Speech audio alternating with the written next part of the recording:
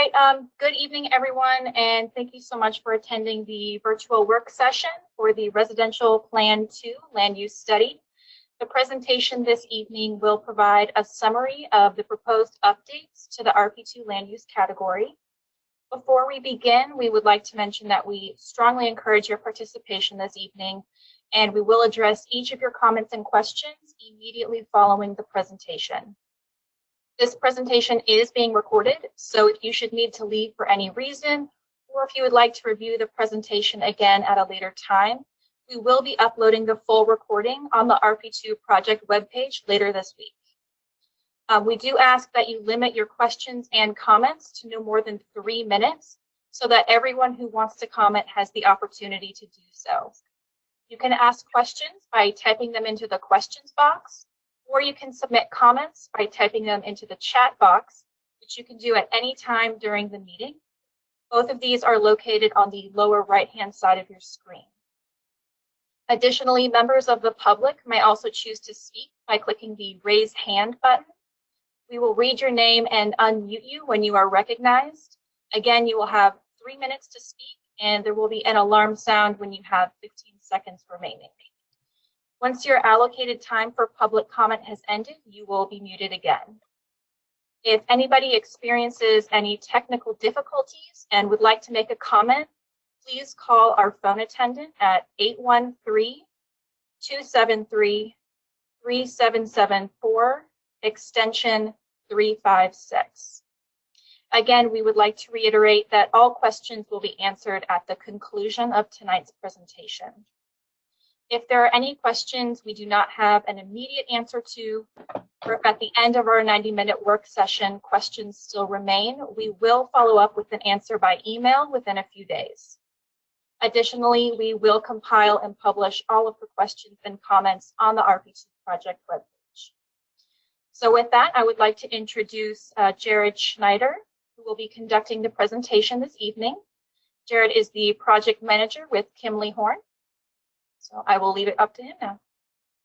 Thank you, Caroline. Thanks everyone for attending. I appreciate your time on this evening. Again, I'm Jared Schneider with Kimley Horn, working with the Planning Commission and the county. Got members of our staff, Kelly Klepper and Andrea Papandrew as well. So we're going to go through a presentation, and then Caroline did a good job of kind of walking through what we're going to do for the open discussion afterward. And I should note, we're going to have polling questions throughout, just trying to keep everyone engaged and want to hear from you all as well. So it's not just us talking. So with that, we're going to start our first poll question of tonight.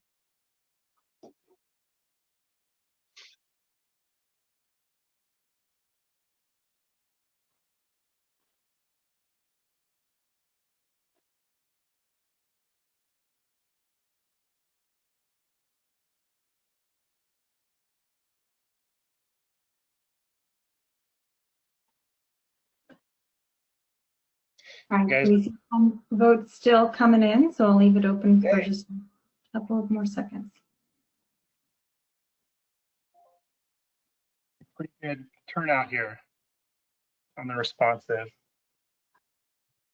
Mm-hmm.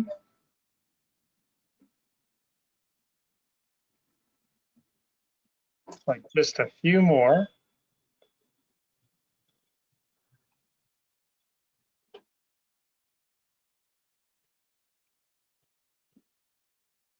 Okay, I will go ahead and close this poll.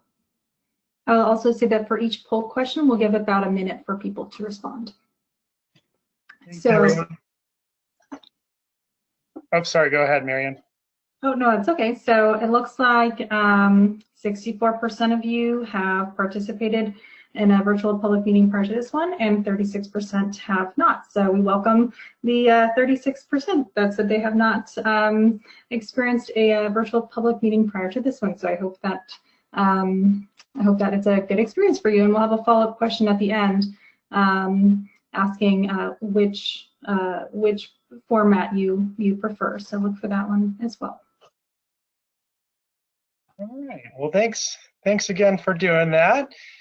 So real quickly, we went through the introductions. We're gonna talk about what we've heard so far and or why we're here, what we've heard, and how we've addressed concerns and some of our initial recommendations that we've been going through. And then, like we've discussed, we've got questions and answers at the end. So the study overview, really we've been trying to understand the vision for the area and understanding what the community would like to see. We've been evaluating and recommending or looking at the changes to the RP-2 policies and regulations. And I will note tonight we're focused really on the policies and we're continuing to update the regulations. So we will be going even further. And there's other opportunities for you to be involved as well. We've also been reviewing the infrastructure needs in the area. So here, what we're talking about today is we're focused on the area in the pink, which we're calling the RP-2 South Subplanning area. And then we've also looked at other RP-2 areas, residential Plan-2 areas in yellow, which are on the north side. I will note the area in pink is within the Balm community plan, which is highlighted in this kind of purple dashed area. So this is our study area. Again, we're looking at both areas, but we've been focused on the pink area because that's what pertains to the moratorium. And we've got a stat here that there's 865 housing units in the Balm community plan area.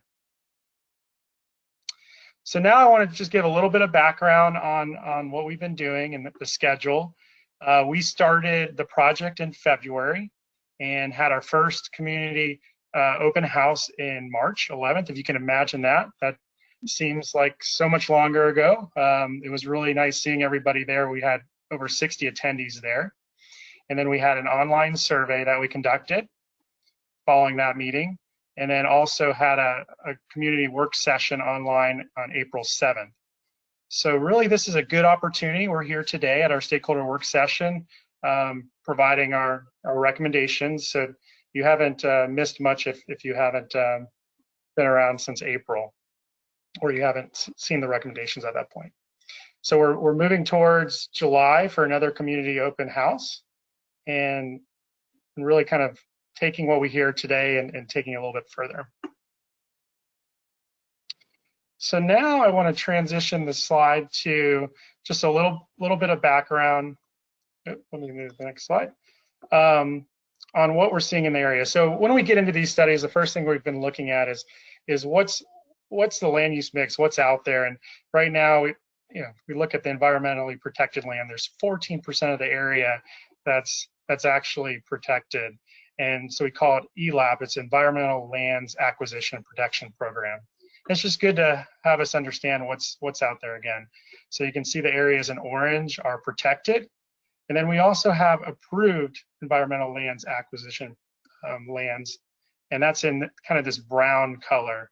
And what that means is that it's actually approved for ELAP, but the property hasn't been acquired to be preserved at this point. So again, just trying to understand what's in the area. This red line is, again, our focus area, but we're also looking at the other RP-2 areas as well. And then we also, then we start to, this helps us build the story of what's happening out in the area. So what we have are these kind of blue hashed out areas, and this is what's a approved development. You've got South Fork, Triple Creek up here. A lot of y'all already know this, but again, it's kind of helping us to understand what's out there, what's available. If we're talking about development, what could potentially be developed. So 19% of the focus area in this red, again, is actually part of approved developments. This purple is more, we're saying non-vacant. That's where you have development out there today. So really we're looking at what's happening in the green areas that could have additional development. We're calling those vacant developable lands. Those could be farmland as well. So there's, the point of this map really is there's a lot more happening, or a lot more that's vacant developable potentially in our focus area than there is on the north side. And these are just a table that shows those numbers. So now I'm going to transition a little bit to what we've heard. Like I mentioned, we had several meetings and several surveys, so I wanted to give you a little bit of that flavor. Again, we had that open house on March 11th. I can't imagine having a meeting in person, right? But that was good, having everybody there. Great participation. We had our online survey, our community work session, like I mentioned, and another online survey. And what we've been doing over the last few months is talking to folks in the community, residents, folks, other stakeholders within the area that have an interest. So the first thing we did was we said, what have we heard? This was at our community work session. And what this is a word cloud. So you get words that become bigger as you get more instances of that example that we heard or the answer. So today we heard a lot about some of the infrastructure issues. Traffic's been building. I know for folks that have been in the community for a long time, it's changed quite a bit over the last 20, 30 years. And then vision for the area, we heard a lot about managing traffic, keeping it rural, improving the roadways. So these are just some of the examples.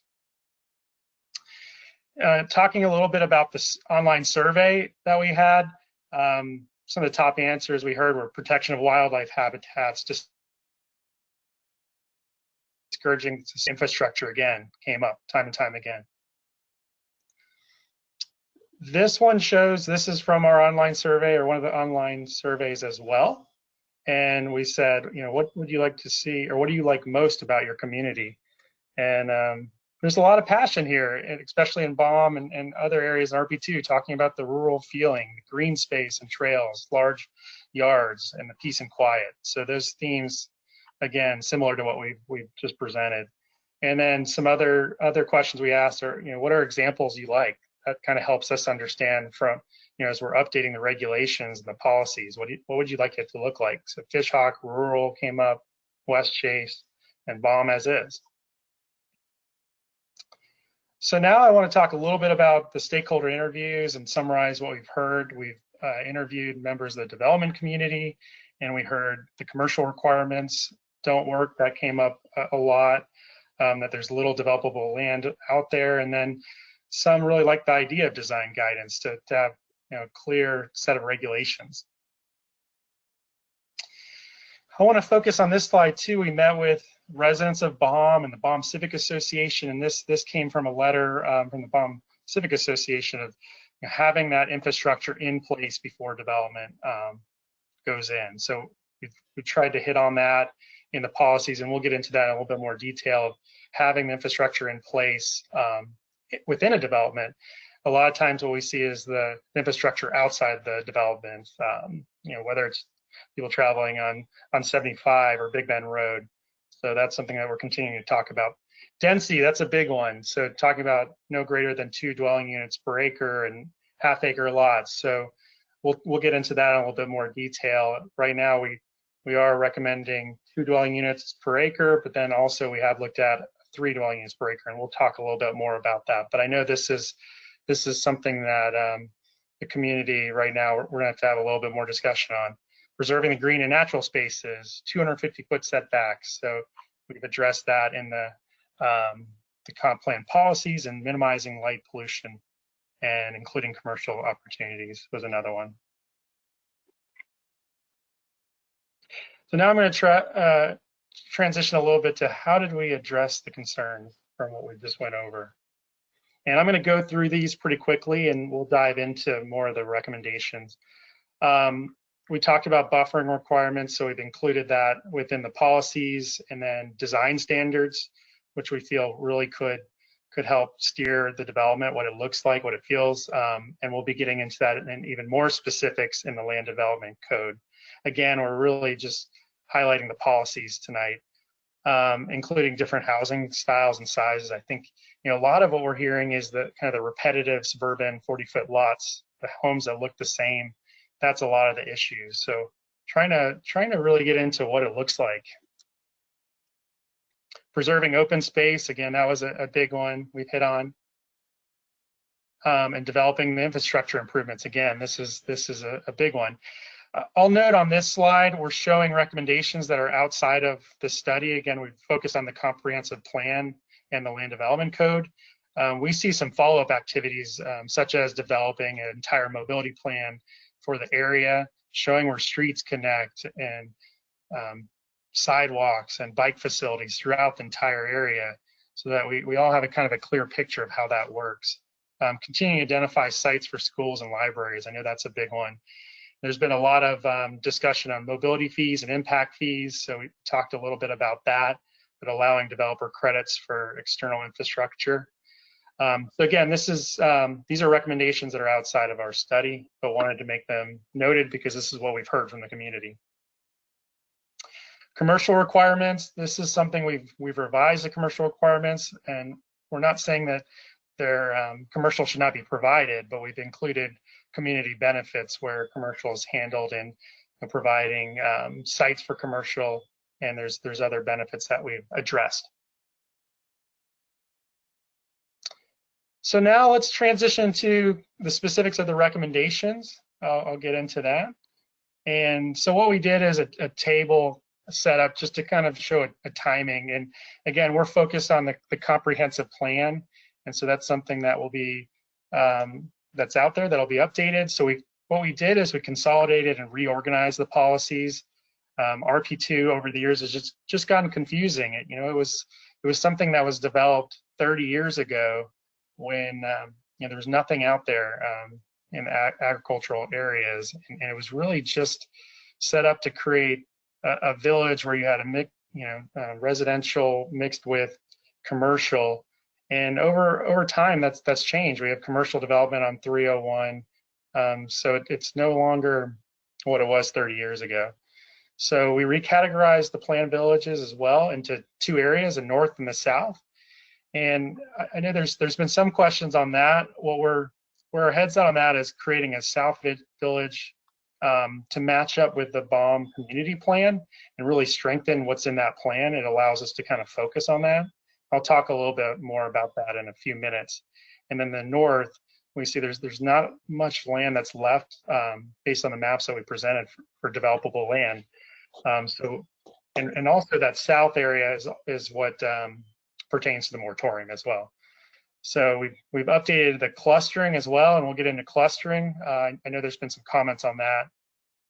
We updated the commercial standards to be replaced with community benefits, and then included design rules.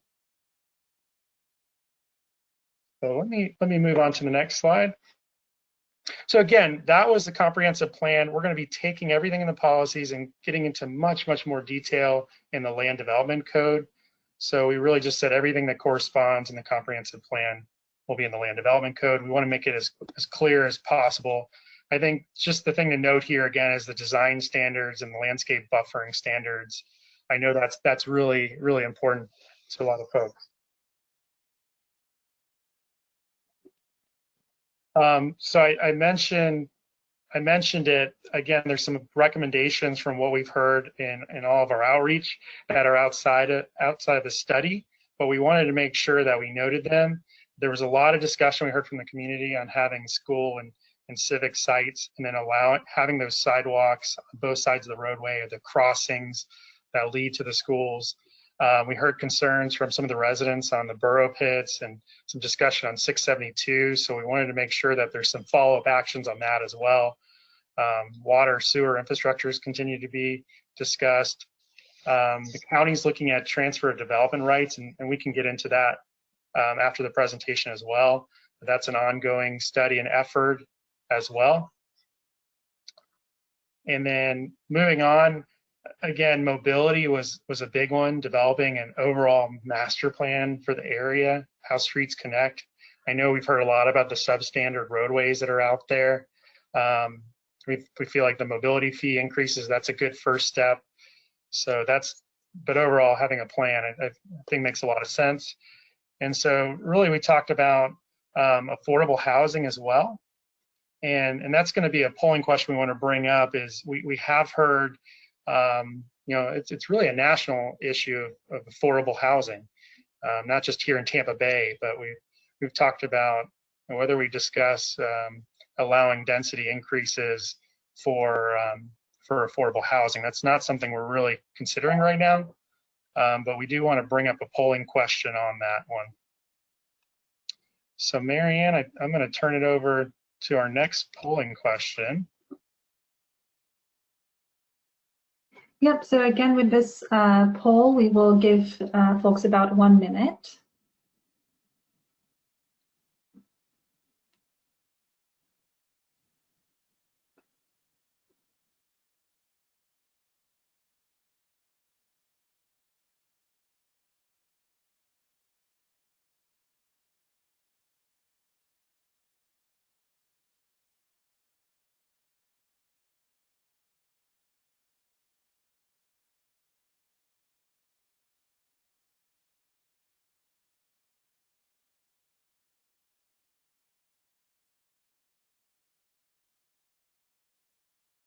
All right, about 10 seconds left on this one.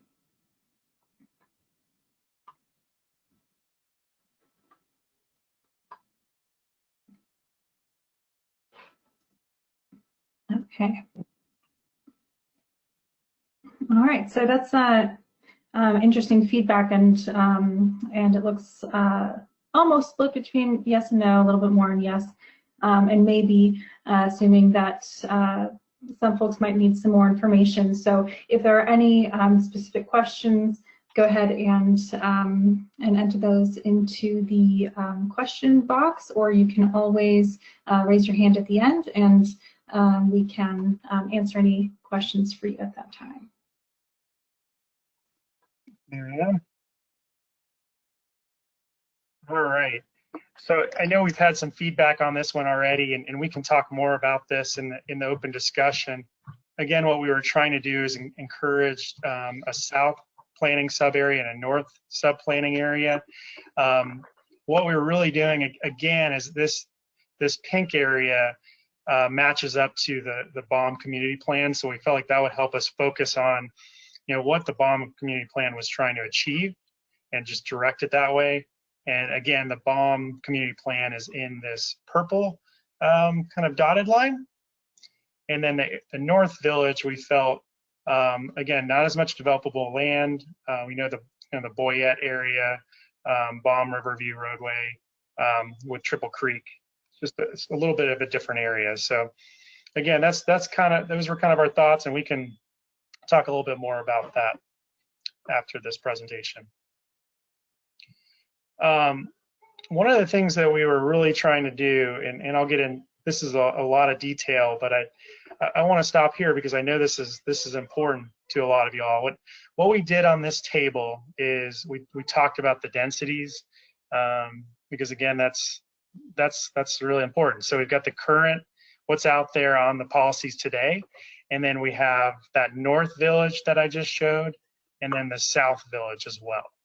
And so what I'm showing here is what you could do today based on the policies. If you do Planned Village setup, you could do 2 dwelling units per gross acre. For the North Village, and again, this is just a draft at this point. We recommended the same. We kept kind of a 50 to 160 acres, or 50 is the minimum you could do to get the 2 dwelling units per gross acre. And then in the South, we said you could do 2 dwelling units per gross acre, but you could do it, you had to be over 160 acres, or you had to be kind of adjacent or part of a planned village. Now you'll note that notice that there's some red text there. The reason I said that is I know there's been some discussion already, and we can talk more about that and think through this a little bit more. I've heard discussion on folks concerned if you're under 160 acres, and why couldn't they do, kind of leaving the little guy out? So why couldn't they do 2 dwelling units per gross acre? But again, this is kind of draft. The blue is what we've added. So we felt, okay, to do that, we need to get into those design rules we kept hearing about, the buffering, the lighting, the connectivity, there's capital improvements in place. So again, we were trying to address the comments we were hearing. In red, what we added, again, and we'll get into this in more detail, are the community benefits. So we felt, really with plan development review, this would really have to be some detailed review. You could get a bump if you're adding some of those community benefits, such as infrastructure, the exterior, additional green space, and I'll go into those in more detail. So I put this in red again. This is draft. I know that I know a lot of folks that we've heard really want to keep it at 2 dwelling units per gross acre. But again, I just wanted to make that known. We were looking at that really to kind of try to provide some of those other benefits the community's looking at as well. And then, you know, this is where we tried to clean up and clarify what's in the comp plan right now. Is super confusing because then you start looking at net acreage and what could you do if you get clustering. We've kept the clustering in there, and we'll get into this in a little bit more detail. But we said you had to have at least 50% of the project or the acreage has to be left in open space. So that's tough to do when you're trying to get some of the additional housing in there. But we really felt pretty strongly about that from what we heard from the community as well. I'm talking about transfer. TDR stands for transfer of development rights. I'll talk a little bit more about this, but we talked about the south being a sending area, and what that means is you could send development rights to the north area or somewhere else within the county, like a Wamama. And what that does is it allows the landowner to get something. It's really challenging to do that. So, like I said, the county's starting to explore that, and we can get into this in more detail. The north we kept could be a receiving area, and what that means is they could gain development from other areas such as the south area and get up to 4 dwelling units per gross acre. So again, I'll go into that and kind of talk about that a little bit further. So Marianne, I know we have our third polling question now. And that's on the north and south areas. I wanted to get your thoughts on that.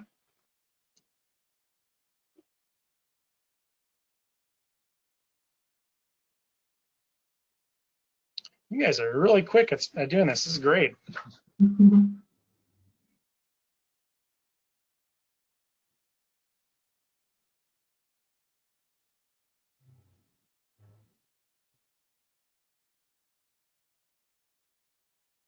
All right, we're about halfway there, so 30 more seconds.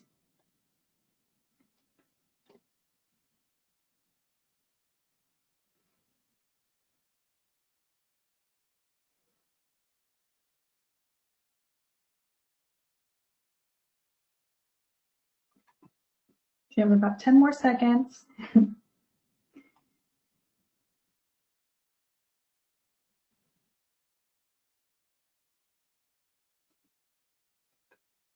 Okay, so again, we have a split between yes and maybe, and then some folks saying no. So again, for those who said maybe, if you feel like this is something that you need further clarification on, let us know again in the chat or the questions box, or by raising your hand at the end if you feel like you need more information to make an informed decision on this.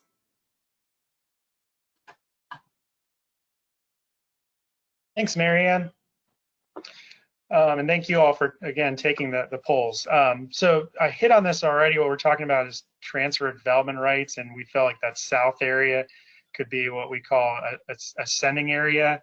And what it does is it preserves land in sending areas while allowing the landowners to be compensated.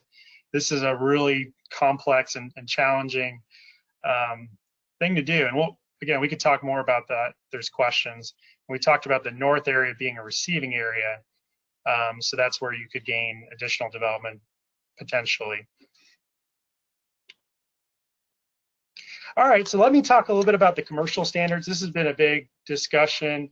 You know, one of the things I talked about the planned villages, and the idea back in the day 30 years ago is to have that village center in the middle. You know, since fast forward 20, 30 years now, and we've had commercial on 301 and some other areas. So we really feel like it's very obviously still important, and we've heard that from the community.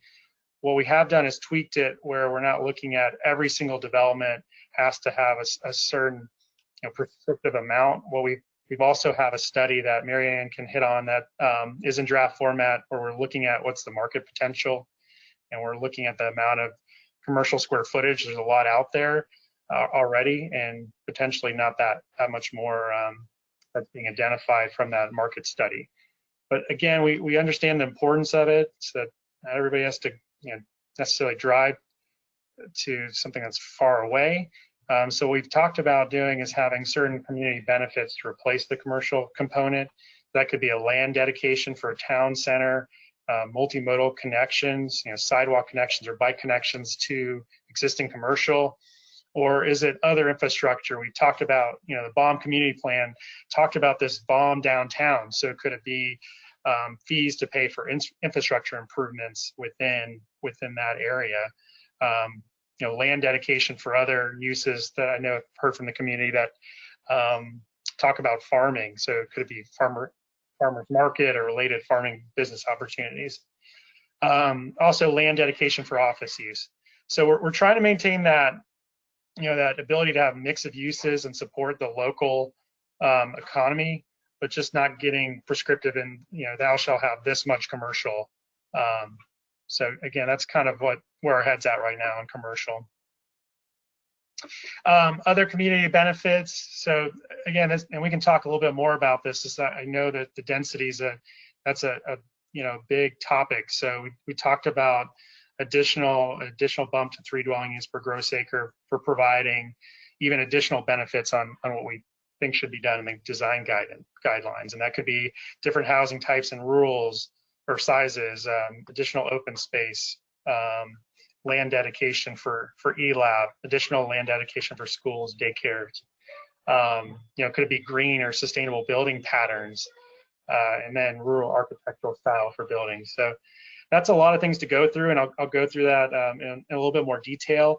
I think some of the things where our head's at right now is does some of this go right into the design rules, so they need to be done for any development. So that's really what we're trying to balance right now. So here's what I mean by that, more specific design rules. And again, these are higher level policies that we'll be getting into more detail in the land development code. We talked about buffering, 250-foot buffering I know is important for the community. We've heard that from Balm, Civic Association, the minimum 250-foot landscape standards. We did talk, and we can talk about this, we did add a little bit of flexibility if there were certain sides of a lot, maybe that didn't make sense, or if it was, you could have 250 foot in a flat space that may, you could still see the development. So we added greater buffering requirements. And then we had multimodal access, circulation, green and open space, and some conservation measurements. So we heard about the lighting from the Balm Civic Association. So again, I went over the community benefits, and we could see where, some of that could likely go in the design rules as well. So here's just kind of showing it, illustrating what we're talking about, the buffering. What we were talking about is if you couldn't do 250 foot on a side, you're now required to do much greater landscaping or berming, or that's what we're proposing in this draft. And then looking at varying housing types, again, I think what we keep hearing about is the suburban repetitive lots. So changing that and mixing that up. So I want to talk about clustering. I know that we've had a lot of discussions on clustering, and sometimes it's gotten a bad rap, and we want to have this discussion tonight. And so we've got an illustration showing existing landscape of a kind of a rural area here on the left. And then what you start to have with larger lots sometimes is it could sprawl out and encompass the entire land as well. We kind of like this idea of a conservation neighborhood where you could take the same units and then preserve land on the edge, and that could be used for open space, open to the public, or farming, or other things. So that's a possibility. It's not easy to do, but it's something we like. And then this is the typical kind of suburban development that we've seen all over the place in South County and other areas in the country. And so how do we encourage something a little bit different? I think what we all look at is maybe not necessarily, it could be the clustering. I think we've definitely heard that, but is it more about the repetitive lots and not different housing types or sizes? So we want to explore this a little bit more. And I'll go through a couple more illustrations. Again, this is an illustration of the same housing types on in the same area essentially. So this is one square. Oh, went too far there. Let me go back. So this is the same area, the same homes in the same area. So these are larger lots that have encompassed the same land mass. And then here's an area where we have different lot sizes with some clustering in some areas. You have larger lots. So it's more of a mix. This example is where all of the units have been fit in 1/4 of the land. So it's even tighter, but you do have a mix of lot sizes as well. So we're trying to provide options. Here's another example I'm going to go through of again, what we're trying to encourage is, here's an example of the entire land area has been used for larger lots, kind of a conventional subdivision. And some of the suburban subdivisions have smaller lots as well. But we're trying to, so there's not a lot of green space, limited open space. And then we transition and show you what that looks like from a lot size. And that's kind of what it looks like. So we're looking at opportunities. Could you take all the, that's the same number of units in much less space? Again, these lots are a little bit smaller, but I think could there be a mixture or blend where you do some larger lots like this one and allow for considerable more space devoted to conservation and the open space on the edges. So that's what we're looking at. So I know that was a lot. I'm going to open up the fourth polling question now on the clustering.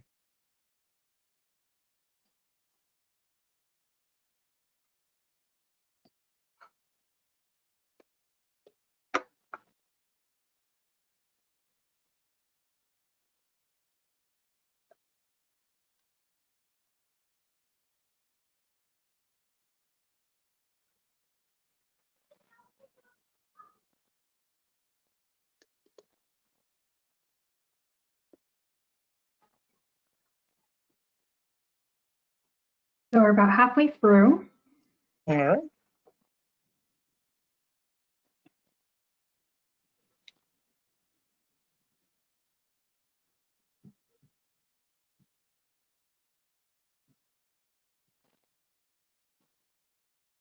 About 10 seconds left.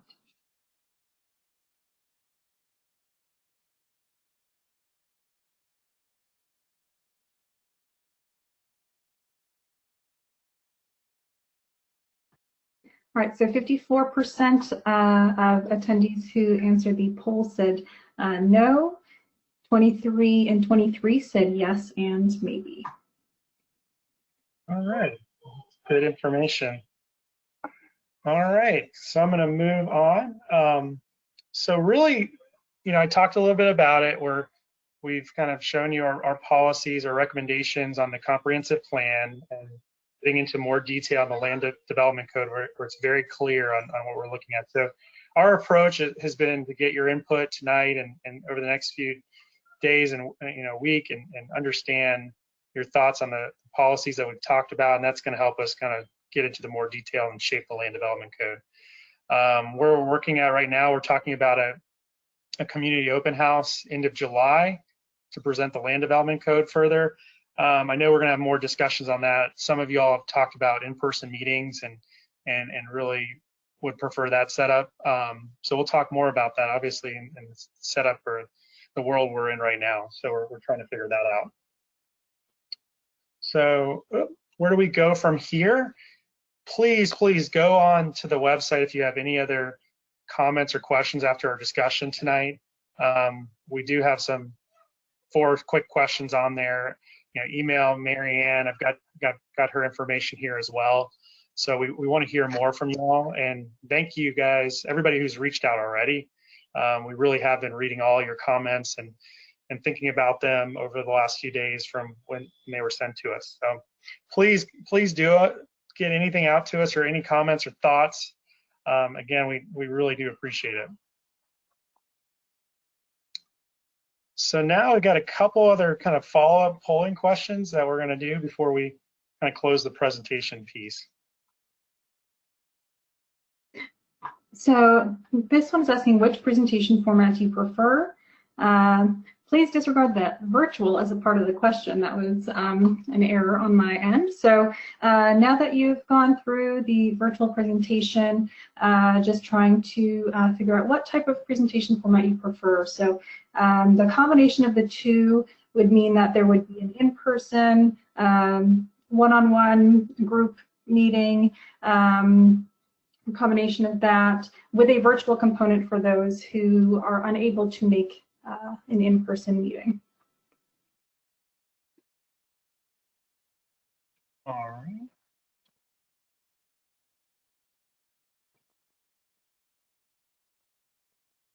So we have about 10 seconds.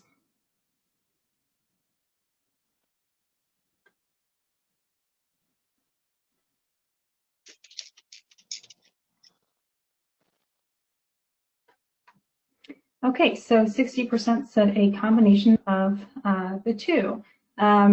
So if we, of course, as everyone is aware, we are keeping our eye on the health and safety guidelines for in-person meetings, and if we are permitted to go out in person, we want to be mindful of those who are not able to or do not feel comfortable attending an in-person meeting. So if we are doing an in-person meeting, there will likely be a virtual component to that as well, but it's good to hear the feedback. So we can move on to polling question number 6. This is asking, would you be comfortable attending an in-person meeting while adhering to public safety protocols?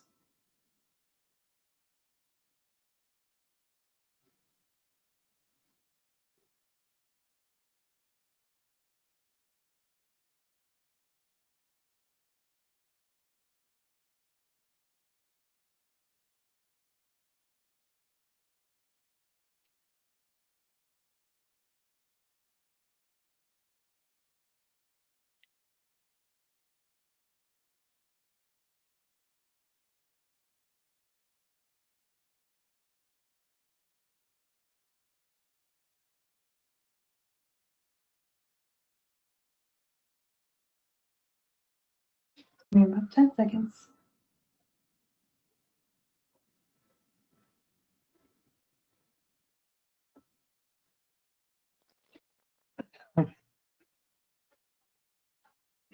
Okay, so 53% said yes, 33 no, and 13 maybe. So for those who said no, as I just mentioned, if we do get the green light to go do an in-person open house for the next steps for our public outreach, we plan also to do a virtual component as well, being mindful of those who would not be comfortable attending an in-person meeting.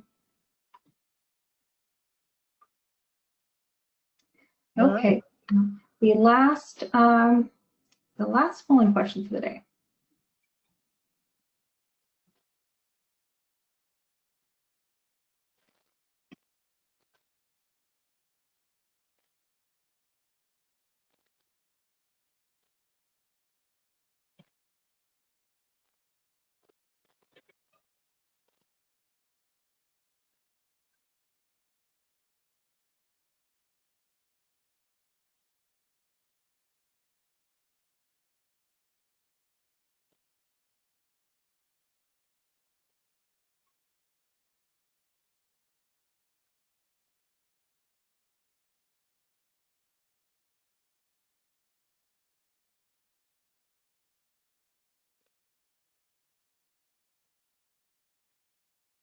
About 10 seconds.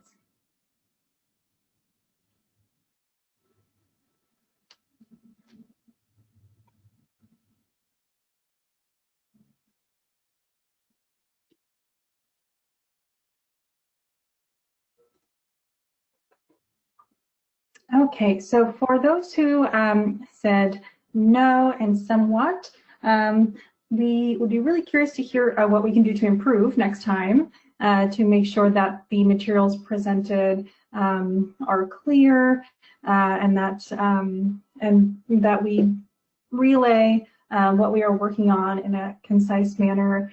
We want to be transparent, obviously, in this process. So please let us know any feedback you have.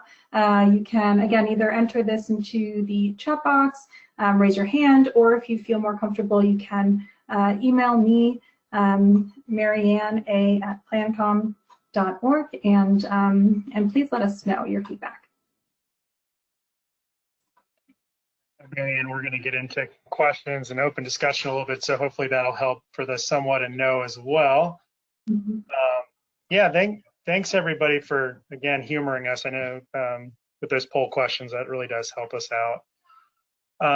So what we're going to do, what we're going to roll into now is, I know that we've got Kelly Klepper from our staff is looking at the questions, so we're going to answer some of those questions that have been out there, and then Marianne, I believe we're going to open it up to kind of public comment, correct? Mm-hmm. Right. So we're going to go through the questions first, and there have been no comments written in the chat box. But after answering the questions, we'll go through and identify those who have their hand raised, and they will be able to speak once we unmute them, and also they unmute themselves on their end. So we can start with the questions first. So Kelly, I'll hand it over to Sure. you. Yeah, and I was going to say, we've got some really good questions. I've been reading those as they've been rolling in, and I'm just going to read them straight as they were posted so that I'm not editing those. First question that came in says, in the past, developer credits were used in the area, but that's not how it is anymore. If you increase the developer fees to address the infrastructure issues, how can you guarantee it will be used here and not used elsewhere in the county? Really good question. Yeah, that is a good question.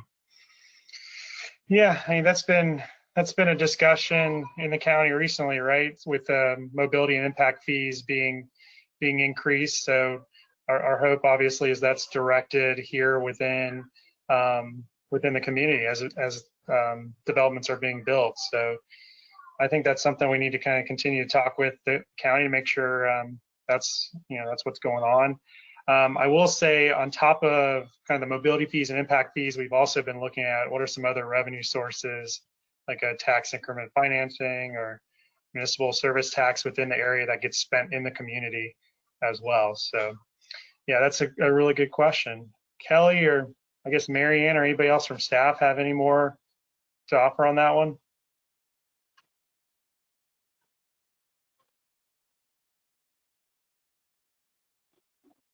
Hello, this is Yasser Gonzalez. How y'all doing? Yes, sir. This related to that question that you mentioned. I'm sorry, my camera is not going well. Usually the ways those fees are structured, they have a lot of strings attached, and that's one thing that it was impressed upon in the last meeting we had with the county attorney. You just cannot just willy-nilly spend it anywhere. They have a specific purpose, and they will be attached to those. And again, we can, like you said, we've been meeting with them, and they have made it clear that if we collect certain neighborhoods in certain places, they will have to be spent there. And these are very enforceable ways of preventing the money to be misspent. Thank you. Thank you for that question. Ready for the next one, Jared? Do it, Kelly. Sure. Please explain why a parcel of 100 acres should not be treated the same as 160 acres, particularly with smaller parcels scattered near and amongst downtown Balm area where any transit might serve. Wouldn't this same central area also be commercial focus? Oops, my screen just lost, sorry. Wouldn't this same central area also be the commercial focus instead of scattered commercial with each project, as in parentheses, similar to the Waimama concept? That's something we've had a lot of discussion on. The 160 acres was kind of an arbitrary setup based on what a neighborhood size would look like in the past when the policies were developed. So we were really that's really what we're having a lot of discussion on right now. Do we have some kind of minimum, especially in that South Village area that we showed? Right now, we kept it at 160 acres, or if you were adjacent, because we felt like we were, we're really trying to make sure that you didn't have the the sprawled out area, 2 dwelling units throughout the smaller lots. But I do think from some of our discussions we're having, we're probably going to have something that's, your example of 100 acres. That's a pretty large setup, and you have them spread out in downtown Balm. So I think we'll be revisiting that when we have more discussions.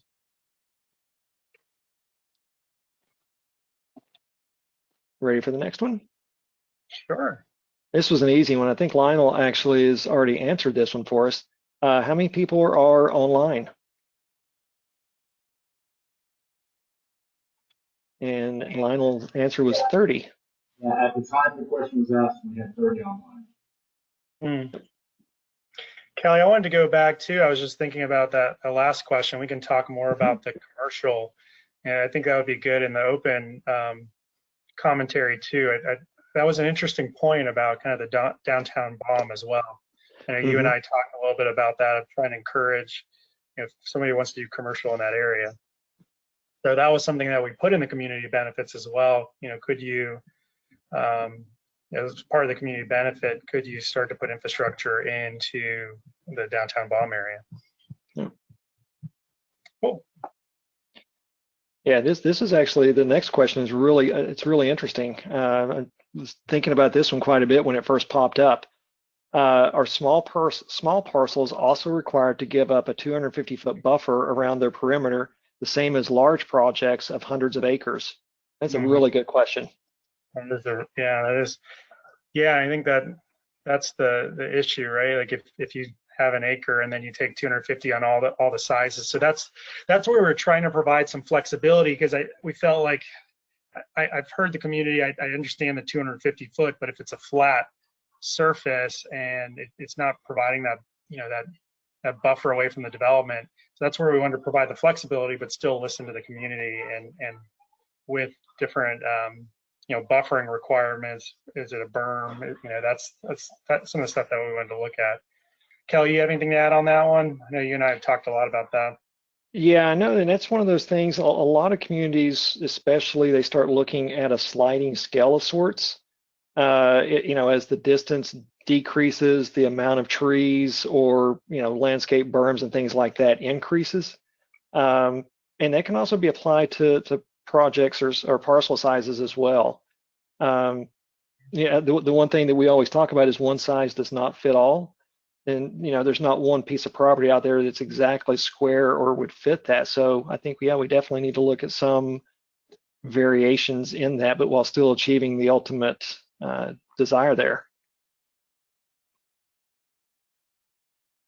Good question. And I think all of these questions get into the real kind of details of the land development code that we're thinking about right now. So this is really helpful. Yeah, I'm going to skip the next one. It's actually just a comment, but I will come back to it. Is regarding clustering. And I'm going to go to the next question. How do you reconcile the need to accommodate new population without wasteful sprawl of low density with calls for public water, waste, and sewer services that doesn't work without densities higher than you're discussing, particularly with clustering reluctance? Yeah, I think that's the issue that we talk about with the suburban sprawl, and I think that's where we're concerned. If you had larger lots spread out through the area, it's not going to be efficient from a water sewer area. So we're really trying to balance and blend that, and that's the portion of the clustering that we do like, is you get, not only is it the water sewer, but it's the streets kind of concentrated in certain areas. It's much more efficient. I know that the county and planning commission are looking at kind of an overall one water system. But yeah, so we're really trying to concentrate services in certain areas. Kelly, you have anything to add on that one? It does start to become a numbers game, and I shouldn't say game, but what's the return on investment? So part of it is a trade-off. You start looking at some of the environmental impacts without sanitary sewer versus the needs and property rights of those property owners. So it's a very fine line to balance and walk between.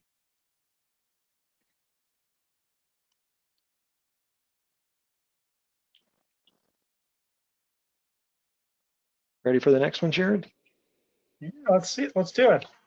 Okay. The area around Hawkstone Development, what is going on with the Hobson-Simmons Road area? That one I might have to have somebody from the staff level. I know that Hawkstone's been kind of developing up there. I know we're talking about kind of the northern RP-2 area.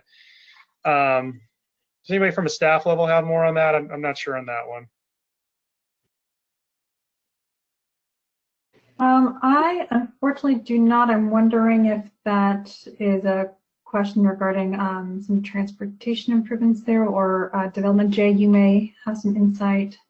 Yeah, good evening, Jay Collins with Planning Commission staff.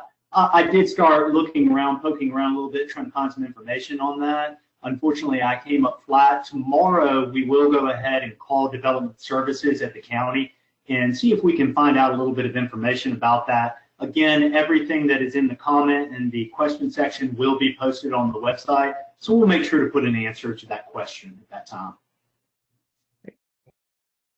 Thank you, Jay. We've got another question regarding the buffer, and I think this is similar to what we were just talking about, but a little different take with a specific specific area. And will there be consideration and flexibility for smaller parcel buffers? A 250-foot buffer takes a disproportionate share of land on a 50-acre versus 160-plus acre parcel. Buffers along the primary roads, i.e. Balm are important, but large buffers are not necessarily needed when adjacent to another RP-2 development with cross connections. Yeah, I think you hit on this earlier too, Kelly. That's why, again, we've heard it. We're trying to be as flexible as possible, so it's not a stringent standard, but yet it meets the intent of what we've talked about, and that's, you know, really buffering when you don't have an RP2 development with a cross connection. But I agree with the RP2 development with the cross connection. No, you're absolutely right. So that's partially why we talked about the 250 foot and then having kind of a scaled back or step down approach that Kelly mentioned. Yeah, and a lot of places where they do similar types of these transitions will actually put in place the standard, but then, you know, allow for a reduction if there is an existing development, or, you know, if there's an agreement between the property owners of those two parcels at that time to allow for a reduction. Good question, those. Yeah, I think we're hearing a lot about the buffering. So again, I hate to sound like a broken record, but this is good for us to hear too, as we get into the real specifics of land development code. Yeah. Yeah, the next question is actually a really good one. Can the development area take anyone's property as eminent domain? In the development area, not sure I quite follow that one. Can the development area take anyone's property, you said, as eminent domain, Kelly? I was assuming that was I'm assuming it's off-site property or somebody's adjacent property for improvements. We may have to ask the person who asked the question to actually raise their hand at the end of this for us. Yeah, we can talk a little bit more about that. Yeah, and the same individuals asking had made a statement, but it is in your green area. I'm not sure what that means.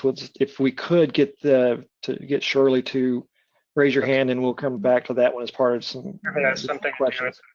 Kind of the 50% green space. Yeah, our intent's not to eminent domain for green space, if that's the question.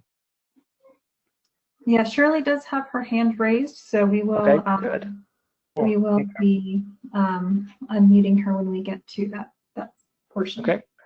That's all the questions we have. We do have a comment that was provided with regards to clustering. I can read it at this point, Jared, if you'd like.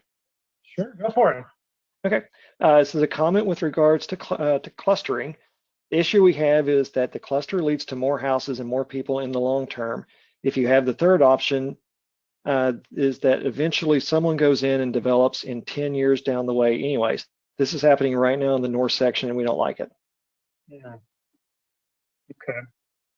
Yeah, I'd like to hear more about that. I think that's when we're talking about the clustering, we're really trying to talk about the open space that does stay open space for perpetuity, for recreational, or whether it's something else from farm related. So yeah, I could understand that where you have infill that comes in, and that has happened in some areas. Yeah, no, generally that's not the intent behind a true cluster. I know there are some areas that, if it's in a transitional area, which of course this is not at this point, but that, there's provisions set up for that. But majority of cases I've seen, Jared, have been, yeah, those areas are set aside with a conservation easement or preservation easement or something along those lines. Right. Yeah, cool. That's all the questions that we have. Good question. So I think we're gonna go. I think we're gonna go to Jay now, right? To open it up. Yeah, thank you, Jared. So, yeah, we'll go ahead and unmute a couple of folks and let them give us some thoughts on tonight's presentation. And again, each commenter will have 3 minutes. And the first hand up was Shirley Ahito. Shirley, I'm going to unmute you. It does also say that you yourself are muted. Shirley, it still says that you were self-muted. Can you hear us?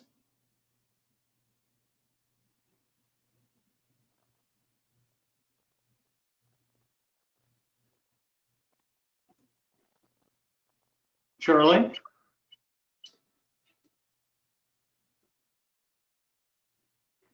How about now? Hey, Shirley. There we go. Is that better? Take this in.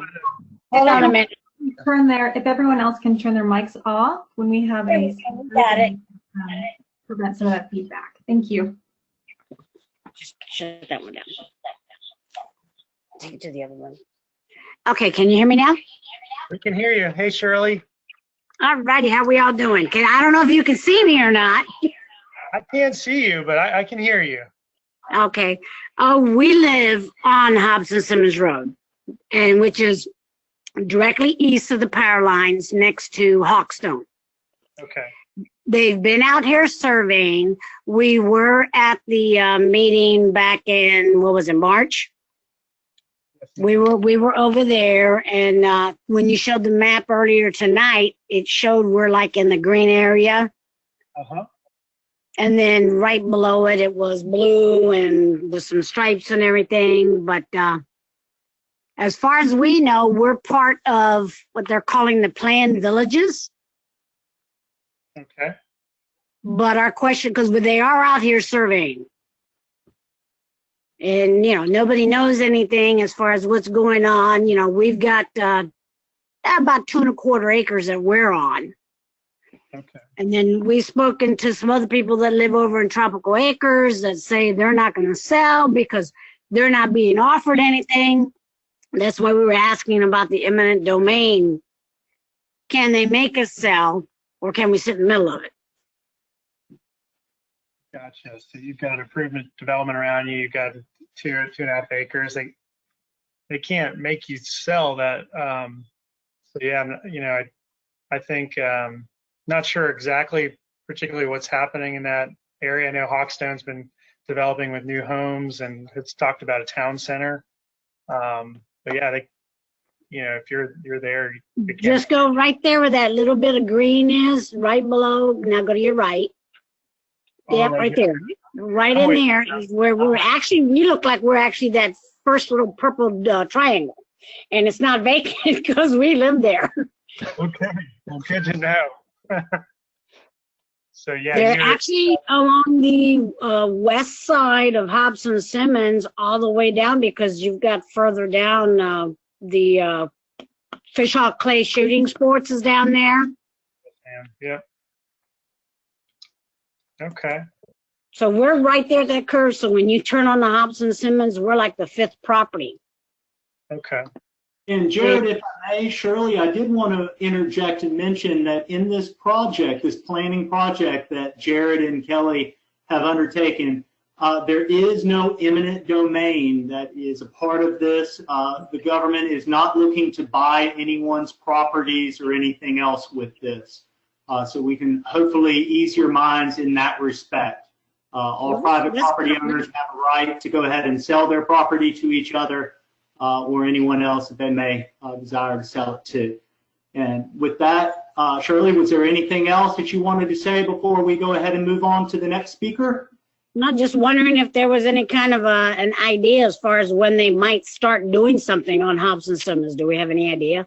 Well, with that, I believe there was a question posed to that, and we're going to go ahead and look into some of that, and then that'll be answered when the transcript and all of the questions are raised up onto the website in a couple of days. Thank you, Shirley. All right, appreciate it. So much, Shirley. So as I move my way back up here on the list, I believe the next person was Ms. Cammie Corbett. I'm going to unraise her hand, and I'm going to go ahead and if I can get back to her. I lost her there for a minute. There we go. Cammie, can you hear me? I can now, yes. Can you hear me? Hey, how are you? First wanted to say I represent the developer of Hawkstone, so I can provide a little bit of background. I don't know exactly the specific information, and I'm happy if you all want to share Shirley's information or my information with Shirley, and she can get in touch with me. Right now, they're not planning on using Hobson Simmons as an access road, and there are only requirements to improve Hobson Simmons if they use it as an access point, and there are no plans to do that at this time. There also is a requirement to plant, to put up a fence and plant fairly mature trees and to retain the mature trees along Hobson Simmons. That was deemed to be a rural road, and we were actually required to screen. And I want to make it, that's one of my comments, I want to make a distinction between screening and buffering. The current RP-2 only references buffering, so it's just purely a distance separation. It's no visual screening, and I would strongly encourage you to look at screening options to help provide that more flexibility, because I think in many instances screening provides better transition between compatible uses in the rural area, and you can enhance landscaping and maybe really enhance the way the corridor looks or a roadway looks much better through screening than you can with just a 250-foot buffer. The other comment I wanted to make was, we should be looking to be sure that we are asking for, looking to develop policies that provide incentives for redevelopment in the form that's desired, rather than punitive policies to prevent something we don't want. Because I think that's how a lot of plan policies were directed, and that's why you don't get the result that you want, because they're not truly market incentives to produce the result they want. They're really just punitive policies to prevent something. And the last thing that I will say to the community, no matter what conversation you're having with the county about roadway improvements and the expenditure of mobility fees in the RP-2 area, there are no improvements in the RP-2 area on the long-range transportation plan. That's through 2045. If your improvements are not on the long-range transportation plan, they will not be funded. There was one improvement in the RP-2 area that was put on by county staff in 2019. The MPO removed that at the request of people that reside in this area who did not want any roadway improvements in the rural area. So please be mindful of that when you're talking to the county. If you want infrastructure to occur in the RP-2, they've got to get it in their long-range transportation plans. And with that, it was a nice presentation. I appreciate it. I appreciate the dialogue. I thought virtually it worked really well. That's my feedback. All right. Thank you, Cammie. And we will go ahead and share Shirley and Cammie's emails with each other so that they can go ahead and discuss further about the roadway improvements. Thanks for doing that, Jay. And so next is Mr. Mike Fabrio, who has his hand up, but I do not see a mic next to him. Mr. Fuentes, can you hear me? Yes, apparently Mike Fabro is either on the generic line, which Yassert has not informed us so, or he has left and is no longer attached to the meeting because he shows, again, no audio device connected to his system. So if Mr. Fabro can hear us, please engage your microphone so we can see that it is available. He is entering a question right now, so he can hear us. He says he's on the phone. If you are on the phone, you should have entered an audio pin so that we can recognize you. If you have no audio pin, you know what? Let's unmute. Yeah, You did. Yeah. We are not seeing the ability to unmute you. You have a choice for unmuting yourself, Mr. Favreau.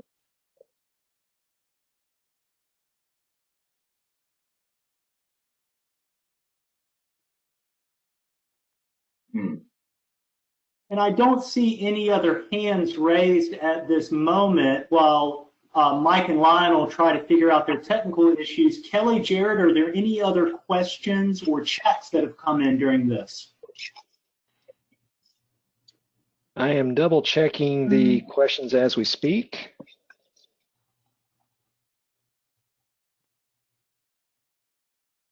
We did have one additional. Oh, I'm on the chats. I don't see anything on the chats anyway.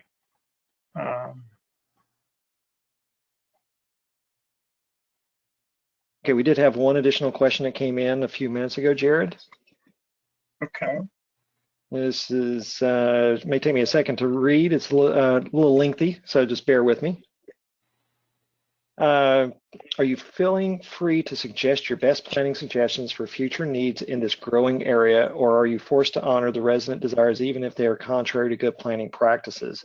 Everyone knows what some would dictate on property of others, but weren't you brought in for an independent look at what's best for the area's future in the context of South Hillsborough? Undeniable growth pressures mirroring county and state population increases. Sensing a danger of watered down suggestions, trying to appease all that become unworkable or ineffective as a repeat of the RP-2 you're supposed to fix. Yeah, I think the last thing, yes, we were brought in as an independent party, and yes, we do feel that way. I don't think we've had anybody tell us you have to say this. No one's told us that. I think it's not an easy balance, right? We're trying to listen to the community that's out there today, while also planning for good growth. I think what we have right now are some of the policies. You're seeing some of the general framework. So definitely getting into more of the details. We're talking a little bit about that. I think really, yeah, the last thing we want to do is have some watered down policies. And I think somebody said it, we want it to be pretty clear. And that was the danger in the past, where I think it wasn't clear. I think also I'll say that, yeah, again, I don't want it to be, watered down kind of practices at this point. Want it to be very, very clear. So I know that was a long question. I'm trying to remember the whole thing here, Kelly.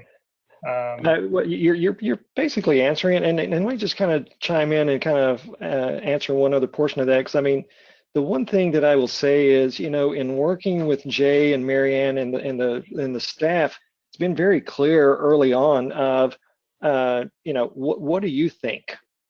How do you see this area kind of growing, developing? What are some tools that we can think about? So, the staff has been very open and welcoming to the analysis and the information that we've been looking at for a couple of different months. At the end of the day, we're going to make a recommendation through staff, and there's going to be a public process on that. And it's going to be up to the elected officials to, support those recommendations. And, everybody, kind of like tonight, everybody gets a chance, the opportunity to make their comments and their thoughts known, especially in a public forum. We're going to be making recommendations based off of sound planning principles and an understanding of individual property rights and just an overall general sense of what's going on in this portion of the county. Hey, we've talked a lot about this, Kelly. RP-2 did not work, right? Didn't really work for anyone. So at the end of the day, we may not all agree on everything for sure, but we want an RP-2 that works. Correct. That's what we're Mr. Fuentes, were we able to connect with Mike? No, regrettably, we've not. Okay, he did put, at what point in time during this study are we going to be talking about the county's responsibility in timely provide the required parts, schools, roads. Yeah, that's a big part of, I know, Michael, we talked a little bit about this when we first met in March, I believe. So I think, definitely internal to the site, we're talking about providing school sites. That's got to be key. I know we've talked about the access to schools, the streets. I think a lot of the infrastructure we've talked about in the past has been the substandard roadways adjacent to sites, or even, it's folks trying to get from Balm to Tampa. So there's some of those regional issues too. So, my hope is the mobility fees, that was one of our initial recommendations that we were hitting on, was the mobility fee increases. So I'm happy to hear that's a good first step. I think somebody talked about, maybe it was Cammie mentioned the 2045 long range transportation plan. So I think while it's not identified, we haven't talked about it or showed it in specifics, it was a recommendation. I think there needs to be a really clear plan in South Hillsborough County that lays out what does the street network look like, which streets are we enhancing. There's that line in RP-2 in the past that said we will not plan for the area. What we're saying here is you should plan for the area. That is a responsible planning aspect. So that was a long-winded response, but yeah, I think Michael, it's definitely something that I think you allude to. It's mentioned in the policies, and it needs to get a little bit more specific in the land development code. Mm-hmm. And I don't see any other hands currently up on the attendees, but if anyone else would like to raise their hand because they'd like to make a comment or ask something of Kelly, Jared, or Andrea, please do so now.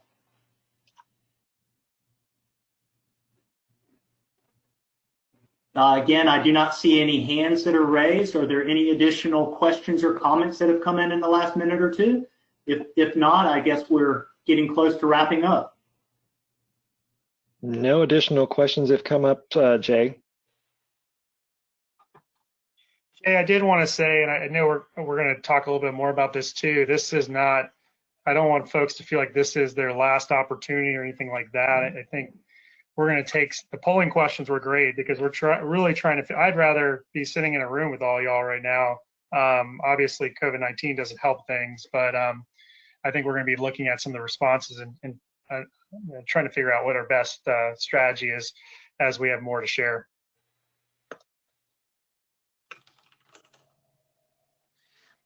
This is Yasser Gonzalez. How y'all doing? And good evening. Hey, Yasser. Just kind of confirm that there was no calls through the line to get access via telephone audio. Just wanted to confirm that.